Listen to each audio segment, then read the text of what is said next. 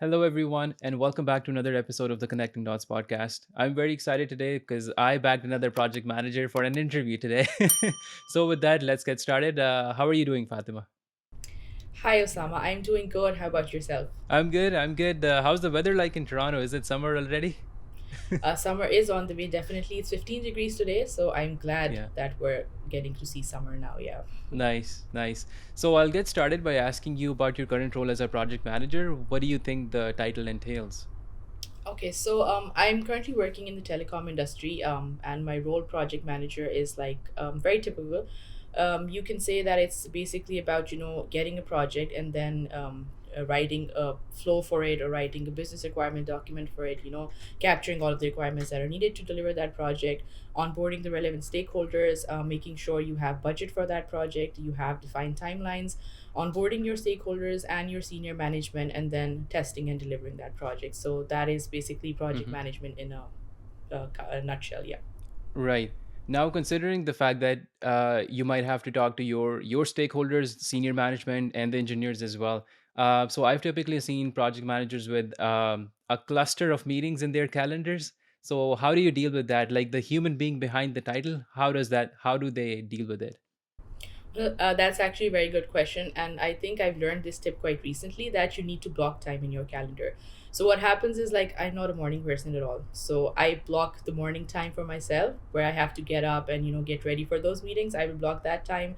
I will block half an hour for lunch. I will block the time before, like when we're supposed to get off work. I'll block half an hour there so that I can, take a breather and relax because you're very right. Throughout the day, it's all about meetings, it's all about taking notes, and then, forwarding those notes to the right people. So it's a lot of work and a lot of talking. Yeah. Right, interesting. And tell us a little bit about your journey because I've noticed that you've been in the telecom industry in Pakistan and now you've moved to Canada. You're again working in the telecom industry. So what kept you going throughout? To be very honest, like when I was in Pakistan, I did an engineering degree. So obviously, my expectation and everyone else's expectations were that I would be going into technology or any IT company, right? So in Pakistan, it was my dream to work for Telenor, and I struggled for like I think 2 or 3 years to get a job at Telenor. And when I finally did, I realized that this is the place for me, and it's basically because of the work culture and the people there that make it worth it. So when I started working at Telenor, I realized like this is the field for me. I understand a lot of things. I understand the terminologies, and also because while you work in the telecom industry, you're very close to the regular, like the common people, because everyone in the world uses telecom, right? So you know what the Yeah. problem is, what problem you're solving. So it's more like a practical situation or a practical role of work. So even when I moved to Canada, when I was moving to Canada, my basic objective was to find a job in the telecom industry, and I had like tailored my resume, tailored my experience to match the Canadian market. So I believe if you set your eyes to something or your sight to something, then you do everything to achieve it. And that's why I'm still in telecom, because I love working in this industry. Interesting, interesting. Well, it's pretty exciting to talk to someone who comes from the same field that I've been a part of for the past several years, and it is a very high impact industry nonetheless. I want to ask you that initially in your career, you had been a product manager, and now you've transitioned towards a project management side. So, can you talk a little bit about how your transition was, and how did you develop an interest towards the project management side? Right. So I have been working for like I think 8 years now, and I started off as a project manager. So what happened is that throughout my journey, you would notice that we got some new frameworks, we got some new methodologies to work with projects, we had like new ways to work with projects. So what happened was like while I was a project manager at my first company, and when I transitioned to other telecom companies, they basically changed the project manager role to a more product manager role. And I think that to an extent, product manager and project manager, they go hand in hand. But what's happened is that a product manager would have like different tools to work for the same thing. Like they would have a different approach, they would have a different set of technique to get that thing to be delivered. So I think they go hand in hand. And to be very honest, because I was moving to Canada and I didn't have much option, my approach was to get the first job, to land the first job that I would get, right, to get my foot through the door. Mm-hmm. So what happened is when I got to Canada, I was looking for product manager positions. But while I was looking for those product manager positions, I found project managers as well, and they had a similar job description. So what I did was I applied to everything that was relevant to my experience, to my skills. And when I got my first job, it was a project manager. I accepted that. I started my career in Canada, and then I got another project manager role. I accepted that too. So I think it was basically because of the fact that product manager and project manager are so intertwined that I could use my same skill set for both the roles. So it made it easier for me to transition. Yeah. Right, very interesting. Other than that, what kind of tools have you been using in your career that really came in handy when you started executing in this position?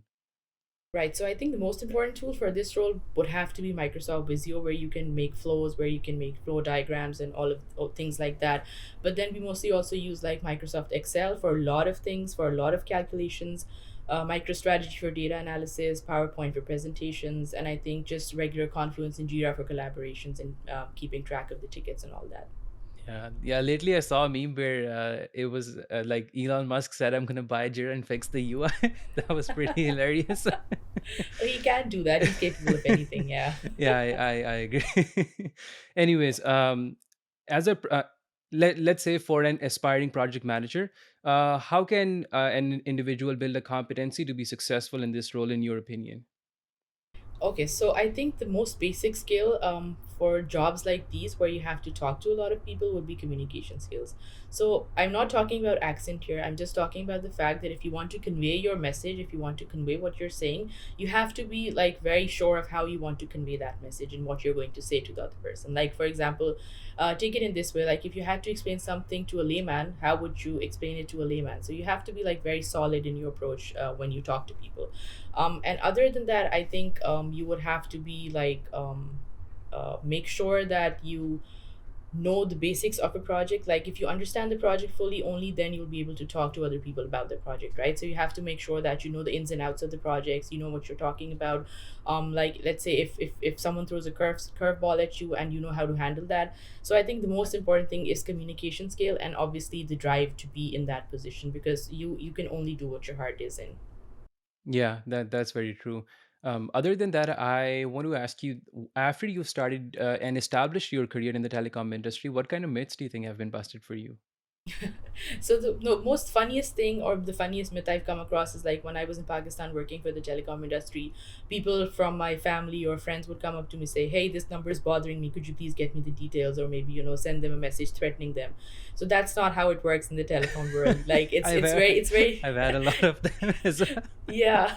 So it's like very confidential Yeah. information. It's not like you can just get details of a number and then threaten that person or block that number. It's not how it works, because there are audits throughout the telecom industry. And for example, if I as an employee were to get details of a certain number, it would be shown in that tool and it would be reflected. And probably the security people and the corporate finance would come up to me and say like, why were you meddling with this? So this is one of the biggest myths that I've busted, that you absolutely cannot get a customer's information if you work in the telecom industry. Yeah. Yeah, of course, there are digital signatures everywhere, and this move can potentially fire you immediately. Exactly. And this is the biggest reason people get fired from the telecom world.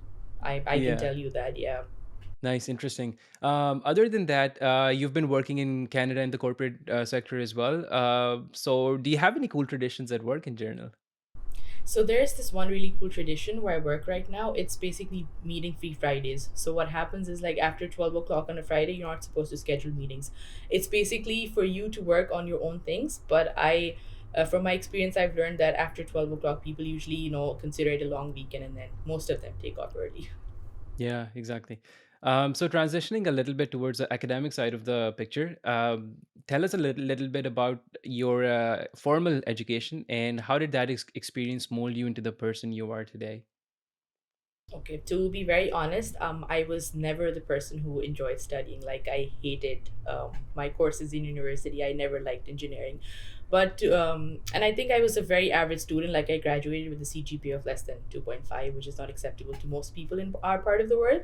But I think that my engineering degree, like it groomed me a lot. It taught me how to interact with people from different walks of life, how to fight for your cases, like how to, and it also taught me how to handle challenging situations. So and by that I mean that obviously most of the courses in an engineering degree are like very complicated, like circuit analysis or differential equations. So it taught me a lot on how to handle challenges and how to keep my head in the right place while I'm doing all of that. So I think I would say that it taught me a lot of patience.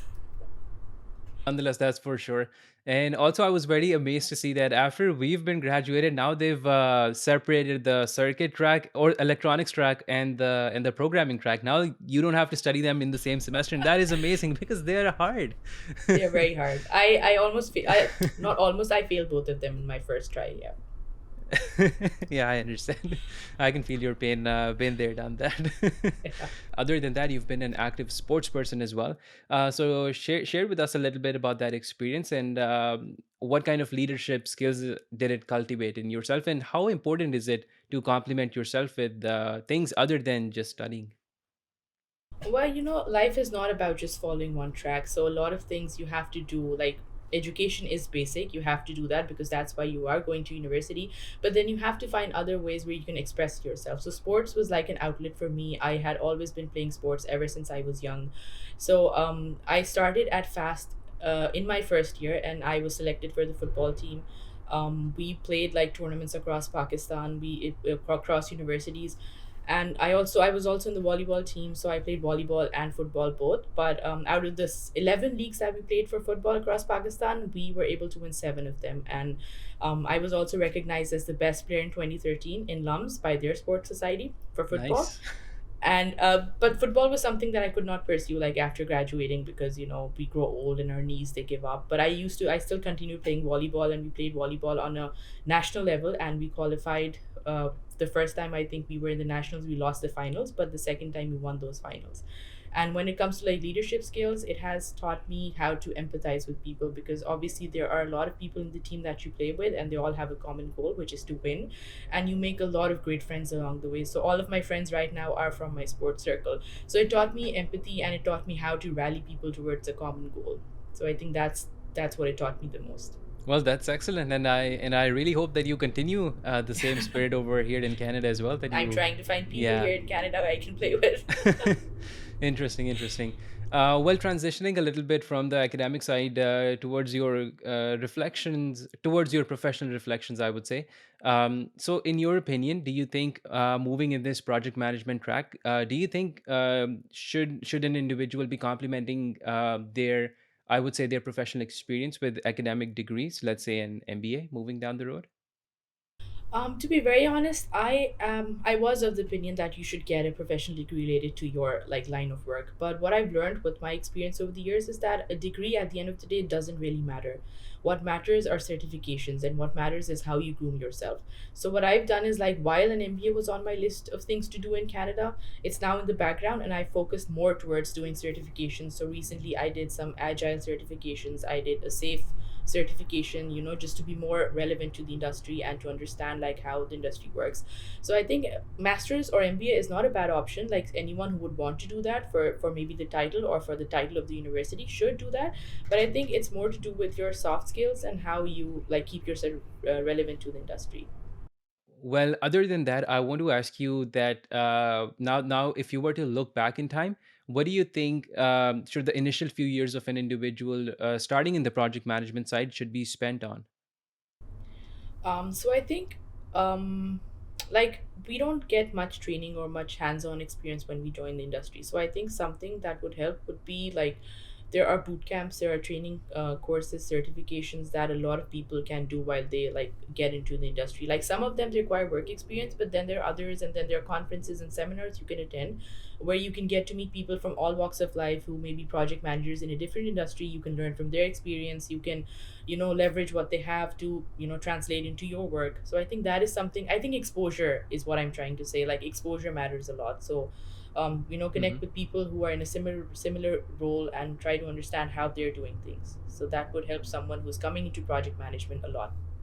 Other than that, I want to ask you about this changing industry because we had CDMA, WCDMA, LTE, LTE Advanced, 5G, and now we're going to 6G. So, with these fast or rapidly changing industry trends, how do you keep yourself up to date? Well, to be very honest, I read articles on LinkedIn. I follow some blogs. I follow some discussion forums where people would discuss these things. I just try to stay up to date. Like, I'm not very interested in these things, but I try to stay up to date so that if someone talks to me, I can talk to them. But I think it's just very important to attend. Like, there are conferences here in Canada, for that matter, specifically for the telecom industry. You can attend those. They discuss 5Gs. They discuss upcoming technologies. So I think that is one way to stay relevant and to know what's happening in the world. But I think it basically solely depends on a person's own interest, like what they want to do and how they want to stay up to date. So I think like the best thing is to go online and read about it and follow some forums and discussions. Right, interesting. So, what's your take on mentorship? How did you connect with your mentors, and how did they help in getting yourself established? To be honest, like my most amazing mentor so far has been a manager that I was working under in Telenor, and luckily she's in Canada as well. So she has been helping me a lot, about grooming me, about telling me how the world works, on a personal and on a professional level. So a lot of credit goes to her. But like when you want to connect with mentors or people who are in the similar field, I think you would just have to reach out to them and tell them like your background and what you're working on and why you would want to connect with them, right? And what kind of guidance you're looking for from them. So I think that's one way to connect with the right people who can help you out in your career, like on a professional and on a personal level. I believe like mentors are good that way. Right, excellent. So, if you don't mind sharing a little bit about yourself with our audience as well, like how did you make your transition from Pakistan to Canada, and how has this experience been so far for you? Okay, so I've always wanted to come to Canada ever since I was in O levels, and I wanted to come to Canada after my O levels, and I did FSC after O levels. I wanted to come to Canada after FSC for bachelor's or masters. I never got the chance. So when the immigration channel opened, I was like, this is it, and I have to be here in Canada because I it was like my childhood dream to be here. But and I would say it wasn't easy. It was very challenging. Always uprooting yourself from one country and moving to another country and settling and starting all over again. It's never easy. It has had challenges, but it has also been fun. Like it hasn't there hasn't been a boring part to it. When I say challenges, I mean obviously you leave behind a lot of people, you leave behind a lot of friends, so that's difficult. But then obviously, to move forward in life, there are some things you have to let go and focus on the things that are coming your way. So you have to be ready for that. And I think it's more to do with mindset than anything else. Like if you have to burn all bridges, then you only then can you move forward. So I think burn all bridges and move forward. Right, that's a very courageous advice, nonetheless. Connecting to another question, well, connecting another question to this one, what does success look like to you, or what's your definition of success? Let's put it that way. I would define success in a way that if you are satisfied by the end of the day when you go to bed and you're like, yes, this is the life that I wanted and this is the life that I'm living, I think that's success to me. Like you Right, would excellent. obviously have Yeah. regrets, you would have Hmm. regrets, but then obviously on the other side, you're like, I have regrets, but this is what I wanted and I've got it. Right, excellent. Well, transitioning to a rather fun side of the conversation, what things excite you in general in life? So I think most of the people who know me would know that traveling and like outdoor adventure sports, they excite me a lot. So I like my first priority would be to take vacations and go on a trip somewhere. That's my first priority. It excites me in life. And then when it comes to outdoor sports, like I've tried skydiving, I've tried parasailing, and cliff diving, all Woohoo! of those things. Nice. So those are the things that really really excite me. Yeah. Uh-huh. Cool. So tapping into your imagination, what do you think the world is going to look like 50 years from now, considering the advances in telecom and considering the advances in software like AI and ML as well? Well, to be very honest, if I talk from my wish list, I would say that we would be able to teleport to anywhere in the world with technology. But then on another grim side, I think that, because of the COVID situation and all, I think there would be like a 50th booster shot that you have to take for COVID and then, masks all over again. But I'm hoping for a positive world, and I think that COVID goes away soon and we're able to teleport to any place in the world. Yeah, I highly agree with that. This pandemic needs to end once and for For all. sure, yeah. Yeah. Anyways, what's one of the most valuable lessons that you've learned in your life? Oh, that's easy. I've learned that life begins at the end of your comfort zone. Mhm. Yeah. Excellent. Well, that's a very strong one liner. And with that, I thank you very much for your presence with us. And with that, I'd like to wrap up the conversation. Thank you so much once again for being here with us, Fatima, and sharing your experience with our greater audience. This podcast is definitely going to be hosted on all major platforms. And if you haven't done so already, please feel free to like, share, and subscribe, and provide us with your feedback. And with that, this is your host, Osama, and I will see you in the next episode. Take care.